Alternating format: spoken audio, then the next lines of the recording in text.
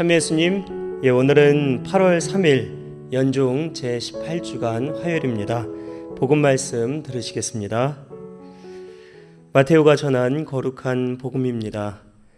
군중이 배불리 먹은 다음 예수님께서는 곧 제자들을 재촉하시어 배를 타고 건너편으로 먼저 가게 하시고 그동안에 당신께서는 군중을 돌려보내셨다. 군중을 돌려보내신 뒤 예수님께서는 따로 기도하시려고 산에 오르셨다. 그리고 저녁 때가 되었는데도 혼자 거기에 계셨다.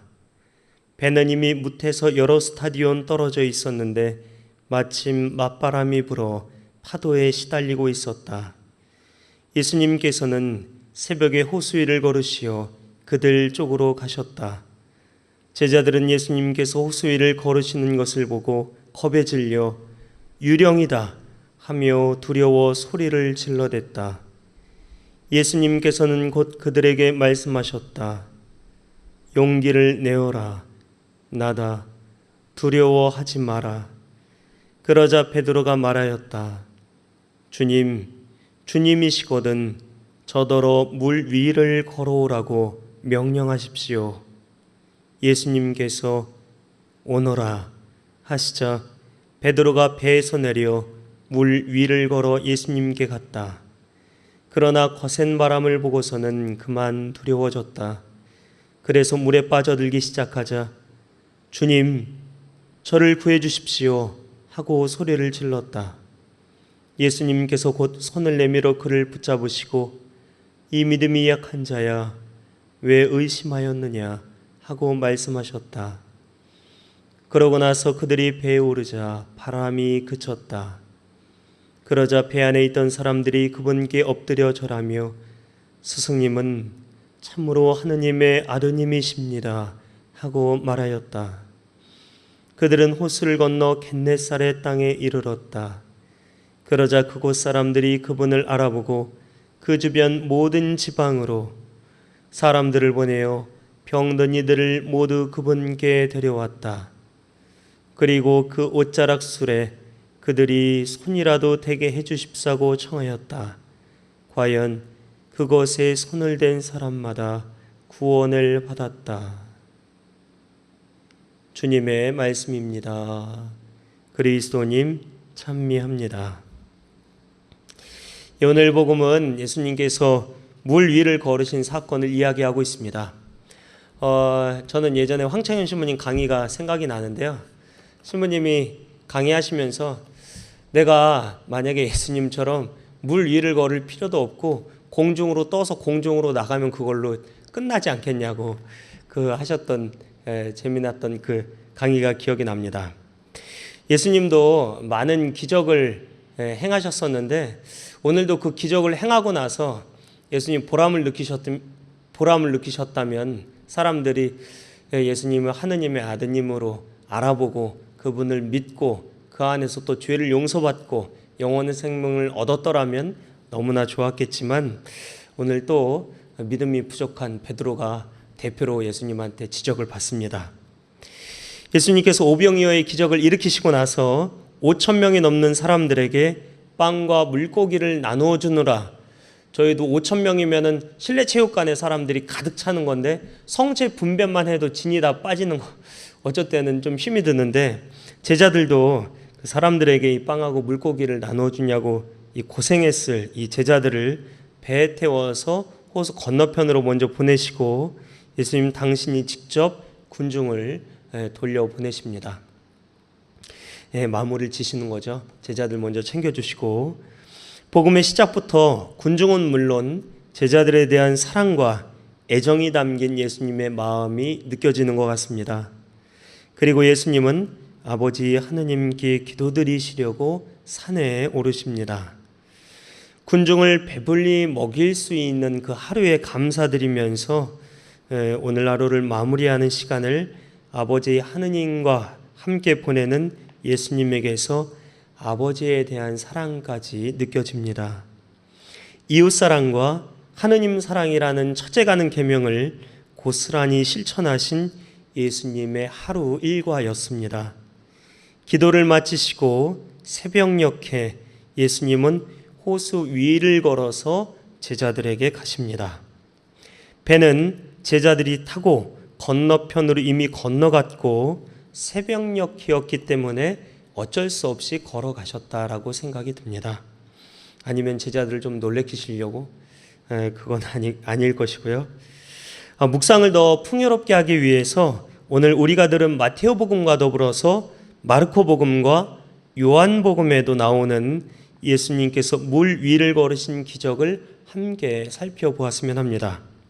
먼저 마르코복음에서는 저녁이 되었을 때 배는 호수 한가운데 있었고 맞바람이 불어서 노를 젓느라 애를 쓰는 제자들을 보시고 예수님께서 새벽녘에 호수 위를 걸어서 그들에게 가셨는데 그들 곁을 지나가려고 하셨다라고 합니다. 아구스티노 성인에 의하면 이것은 제자들이 도움을 요청하면서 외치는 일에 더 익숙하게 만드시려는 것이었다라고 합니다. 지나가려고 하셨다는 것은 지나가신 것은 아닙니다.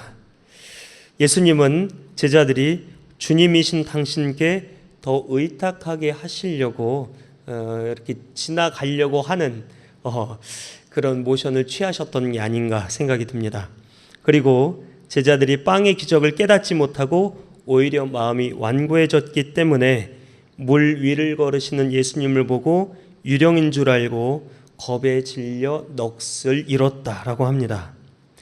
마테오복음 8장 23절 이하에서도 호수에 큰 풍랑이 일 때 주무시던 예수님을 제자들이 깨웠던 그런 구절이 오늘 복음 한참 앞에 나오는데 예수님은 왜 겁을 내느냐, 이 믿음이 약한 자들아 하면서 호수를 꾸짖으시자 호수가 고요해졌다라고 했던 사건은 있었습니다. 물 위를 걸으신 사건 이전에 그 사건이 먼저 있었다는 얘기죠. 제자들은 이분이 어떤 분이시기에 바람과 호수까지 복종하는가 하면서 놀라워했던 적이 있습니다. 그리고 방금 오늘 빵 5개와 물고기 2마리로 장정 5,000명도 더 넘게 먹이고 난 기적을 체험하고 난 그들입니다. 성경은 이렇듯이 제자들을 통해서 깨어있지 못하고 믿음의 눈으로 바라보지 않으면 보아도 보지 못하고 들어도 듣지 못하는 어리석은 상황을 그대로 보여주고 있는 것 같습니다. 요한복음에서는 배가 25이나 30스타디온쯤 저어갔을 때 예수님께서 호수 위를 걸어서 그들에게 가셨다라고 하는데 한 스타디온은 185m쯤 됩니다. 그래서 25스타디온이나 30스타디온 하면 25 곱하기 185m 하면은 한 4.5m에서 4.5km에서 5.5km 정도가 나옵니다. 4.5km에서 5.5km면 성인 걸음으로 부지런히 걸으면 1시간 정도 걸리는 거리입니다. 꽤 먼 거리죠. 가까운 거리는 아닙니다. 잔잔한 물결도 아니고 맞바람이 불어서 파도가 심하게 치는 갈릴레아 호수 위를 좋게 1시간은 걸어서 두려움에 떨고 있던 제자들에게 가신 예수님의 걱정 섞인 마음이 느껴집니다. 먼 길을 걸어오신 예수님을 제자들이 배 안으로 모셔드리려고 하는데 어느새 그들이 가려던 곳에 닿았다고 요한복음은 기록하고 있습니다. 마르코복음에서 배의 목적지는 벳사이다, 요한복음에서는 가파르나움으로 떠났다고 합니다. 오늘 복음에서는 겟네사렛 땅에 이르렀다라고 표현을 하는데 복음서마다 배가 어디에 닿았는지는 목적지는 좀 다릅니다. 근데 그 목적지가 갈릴레아 호수 저 밑에가 아니라 갈릴레아 호수가 이렇게 좀 길쭉하게 이렇게 생겼잖아요. 그럼 그 위쪽 다 빵의 기적이 벳사이다에서 일어났는데 그 벳사이다 다 인근 거기 모여 있는 그 지방들입니다. 벳사이다는 베드로와 안드레아, 필립보가 태어난 고향이고 카파르나움은 베드로, 안드레아, 야고보, 요한 그리고 마테오까지 예수님께서 제자로 부르신 곳입니다. 벳사이다와 카파르나움은 예수님의 기적이 많이 일어났던 주요 활동 무대였었는데 영적으로 무감각한 사람들이 그 기적의 의미를 잘 깨닫지 못했기 때문에 불행하여라 너 벳사이다야, 너희에게 일어난 기적들이 티로와 시돈에서 일어났더라면 그들은 벌써 잘옷을 입고 죄를 뒤집어 쓰고 회개하였을 것이다. 그리고 너 카파르나움아, 네가 하늘까지 오를성 싶으냐? 저승까지 떨어질 것이다.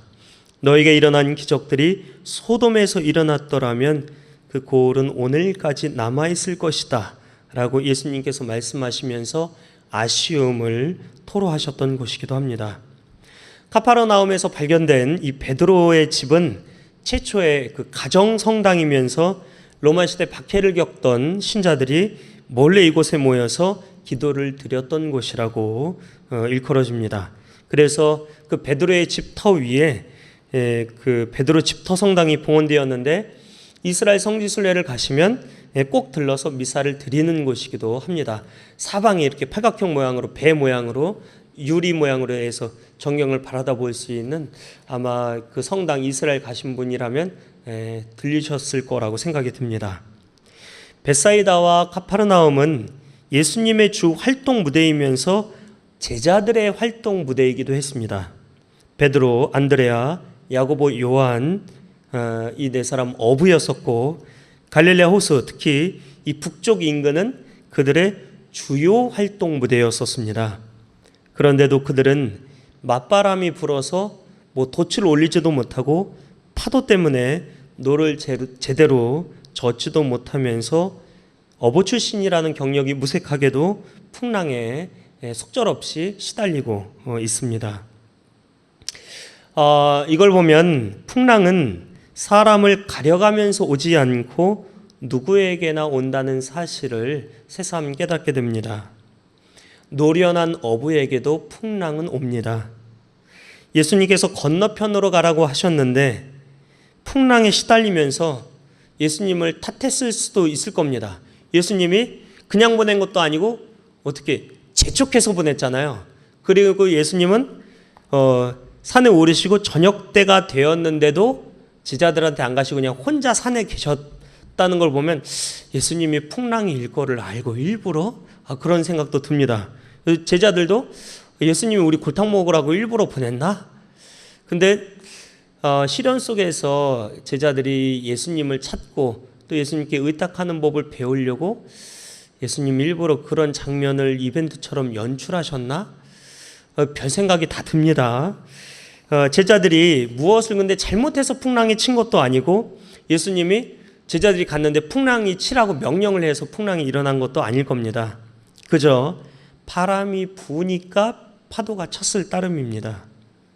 우리 인생에 겪는 시련도 풍랑에 비유하곤 하는데 우리 역시도 무엇을 잘못해서 풍랑을 맞는다기보다는 풍랑은 아무 때나 아무에게나 찾아옵니다.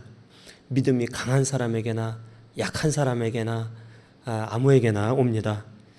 제가 얼마 전에 이제 수시로 풀을 깎느냐고 예초기를 사제관 앞에 놔놓거든요.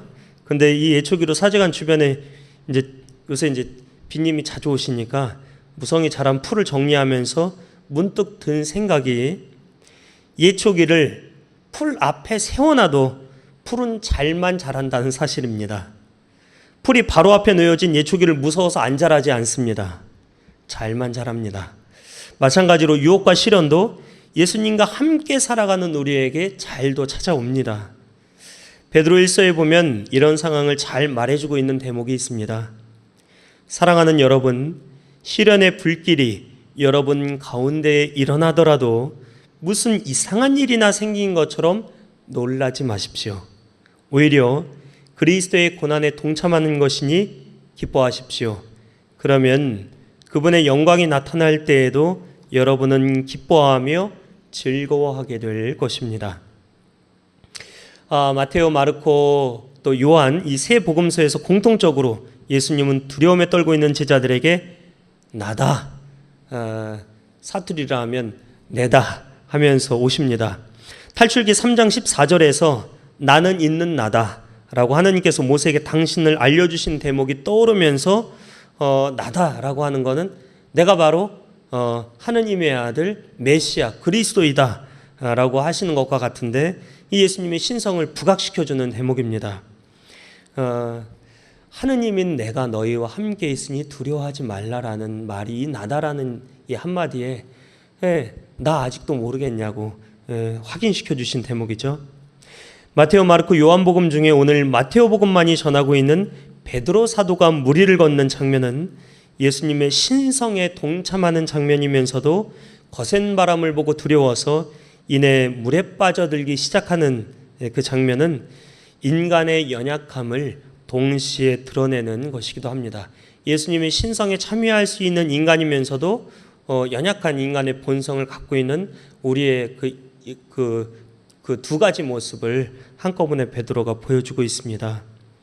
우리 신앙인의 궁극적인 목표인 주님의 부활에 참여해서 영원한 생명을 누리는 것 또한 주님의 신성에 동참하는 일인데 중간에 어떤 두려움 때문에 인간적인 연약한 마음으로 믿음이 흔들릴 수도 있겠습니다. 하지만 예수님께서 손을 내밀어서 물에 빠진 베드로를 붙잡으면서 말씀하신 것처럼 어이구 아직도 내를 못 믿나 하면서 우리의 손도 붙잡아 주시지 않을까 합니다. 풍랑과 같은 시련은 누구에게나 언제든지 올 수 있지만 두려워 소리를 질러대는 제자들의 소리를 듣고 물 위를 걸어서라도 그들에게 다가가시는 예수님의 발걸음은 착한 목자, 잃어버린 양 한 마리를 찾아 나서는 그 착한 목자의 양들의 음성을 듣고 찾아가는 그 목자처럼 오늘 우리를 향하실 것이기도 합니다. 시련이 와도 너무 두려워하지 말고 용기를 내라는 주님께서 주시는 위로의 용기를 얻어서 오늘 하루도 힘차게 살아갔으면 합니다. 다볼사이버 성당 교우분들과 대살림 회원 여러분, 잠봉 코리아와 또 잠봉 아메리카 여러분 모두에게 주님의 위로와 평화가 함께 하시기를 기도드립니다. 한 주간 평화를 빕니다. 고맙습니다. 여기는 문경 송습 치유마을 지금 산책로 조성 중에 있습니다. 여러분들 오시면 아침에 일어나셔서 이제 산책하시고 자유시간 때 이렇게 둘러보실 수 있도록 야자 매트 깔고 야시바공 세워갖고 로프를 이제 여기에다가 맬 겁니다. 이렇게 하고 이쪽 코스도 이렇게 해서 저쪽에 지금 공룡은 구름이 아주 멋있게 걸려있네요.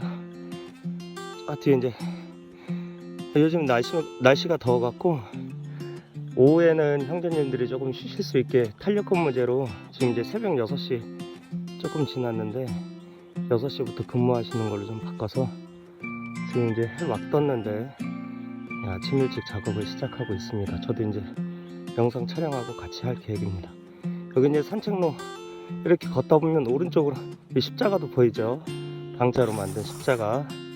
그래서 오른쪽으로 쫙 돌려보면 산책하면서 보이는 경치가 우와 멋있죠? 이거 그거 같다. 영상 앨범 산 거기 TV에 나오는 그 장면 같은데 멋있다. 여기 밑에 저희 농장도 보이고요.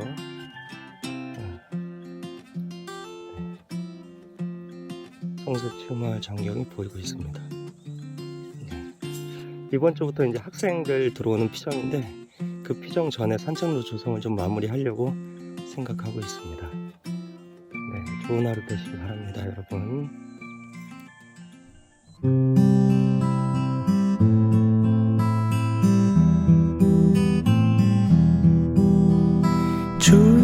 주님, 당신은 하느님의 아드님, 이스라엘의 임금이십니다.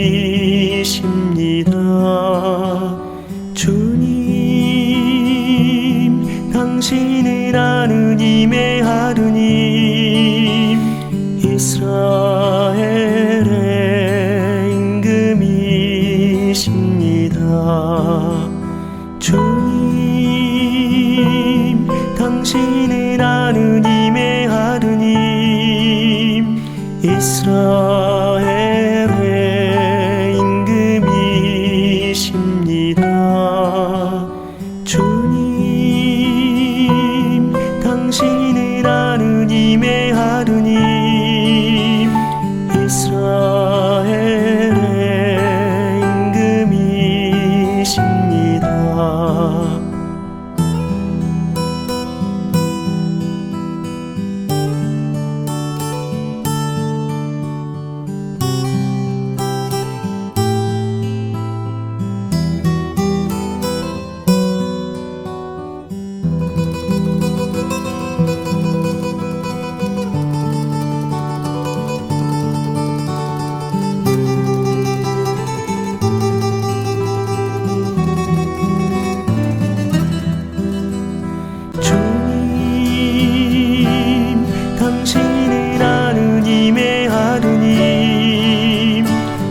이스라엘의 임금이십니다. 주님, 당신은 하느님의 하느님, 이스라엘의 임금이십니다. 주님, 당신은 하느님의 하느님, 이스라엘의 임금이십니다. 주님, 당신은 하느님의 하느님, 이스라엘의 임금이십니다. 주님, 당신은 하느님의 하느님, 이스라엘의 임금이십니다. 주님,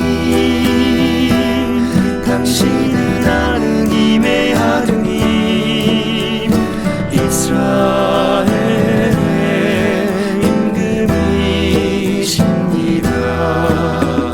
주님, 당신은 하느님의 하느님, 이스라엘의 임금이십니다. 주님, 당신은 하느님의 하느님, 이스라엘의 임금이십니다. 주님, 당신은 하느님의 하느님, 이스라엘의 임금이십니다. 이스라엘